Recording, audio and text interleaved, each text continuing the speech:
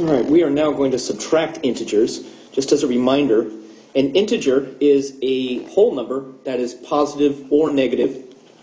So we're not going to have any decimals or fractions or pi or anything like that here. Just positive and negative numbers, although all the rules that we're showing are going to be applied to all of those other types of numbers as well. So we're going to start out with a couple of rules here for subtraction. And the first rule is, if I take an integer and subtract another integer, a minus b, I can write that equivalently as a plus negative b. So these are the same thing. So some people like to see the left-hand side, some people like to see the right-hand side. It really doesn't matter. The second rule is if I have a minus negative b, so if I'm subtracting a negative value, then those two minuses in the middle there actually become plus. So when you subtract a negative, you end up with addition. So we're going to start with the first rule. Do a nice simple one that you already know. So I'm going to say 6 minus 2, and I know you can do that on your hands, but I want you to view this as, notice I'm getting a positive value. 6 minus 2 obviously is 4. Now I want to use rule number 1 and show you how I could have rewritten the problem. Instead of 6 minus 2, what I could have written was 6 plus negative 2. Some people, they prefer seeing it written that way. That's fine, if that helps your brain to process it. This still gives me 4, of course, because I have more positives than negatives. Let's try another example. Make a nice easy one, 8 minus 3, or 8 plus negative 3, pardon me. So let's say it started out and they gave it to us like this. I could rewrite this using rule number 1 up there as 8 minus 3.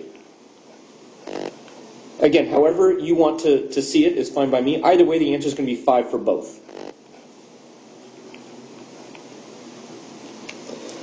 Let's try this next one here. 4 minus 10. Now, I'm going to go ahead and break it up so I can see it more clearly. I really want to emphasize you have to see that 10. Here, 4. You have to see that 10 as a negative 10. So this is plus negative 10. Sometimes you get going, it's easy to miss that.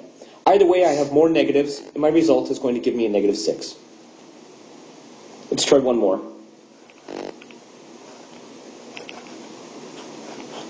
So 2 minus 7. Again, it's easier for me to see sometimes that this is 2 plus negative 7, actually. And again, I have more negatives in this case, which is going to give me a negative 5. All right, let's start in on the second rule here. And I'm going to start out with 3 minus negative 5. And using the rule above, rule number 2, you can see that that's going to become 3 plus 5. Now, whenever I get a minus a negative like this, I immediately rewrite it with the plus like that. And then it's very obvious that the answer is 8. Let's try another one. Let's try negative 9 minus negative 6. I'm immediately going to use rule number 2 up there to rewrite it as negative 9 plus 6. I'm not going to try to be a hero and skip through all of that. I really need to see that. And negative 9 plus 6, notice I have more negatives in that case, so I'm going to end up with a negative 3. Let's try one more. So we're going to go negative 10 minus negative 15, which gives me negative 10 plus 15. I have more positives than negatives in this case, so I'm going to have a positive 5 left over. So let's try a few more subtraction problems. I'm going to go negative 2 minus 9. Negative 2 minus 9. I'm going to use rule number 1 now, and I'm going to rewrite that as negative 2 plus negative 9. Either way, I have a negative and more negative. It's going to give me a bigger negative, negative 11 in this case. Yep, adding up negatives gives me more negatives. I'm going further into debt. I owed $2, and then I borrowed 9 more. I now owe $11. Let's try another one. Negative 4 minus 5. I can rewrite that as negative 4 plus negative 5. Now, you don't need to do this extra step. If you can see immediately that that's going to give you negative 9, that is fantastic. You can do that. You don't have to write this step out. But it is there if you need it. Let's do one more. Sometimes when 0 is in the mix, it throws students off, so we'll try to handle that. So I have 0 minus 12. I could rewrite it as 0 plus negative 12 if that helps you to see it that way.